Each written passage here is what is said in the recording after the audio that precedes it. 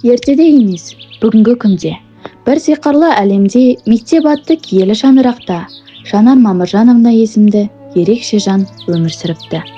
Ол қолына бор емес, ақыл мен жүрек ұстап, балалардың арманына жол ашқан ұстаз перизат екен.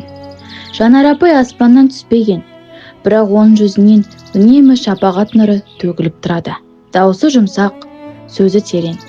Жүріп өткен ізі білім жолы, көңіліндегі арманы шәкірттердің самғауы. Бір күні ол мені де сол ғажап әлемге жетеледі. Сабақ деген жай ғана тақырыппен жаттығу емес екен, мен сонда түсіндім.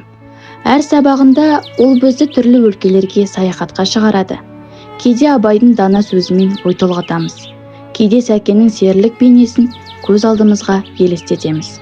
Ал кей кездерде жерлес ақын жазушыларымыздың шығармаларына үңілеміз.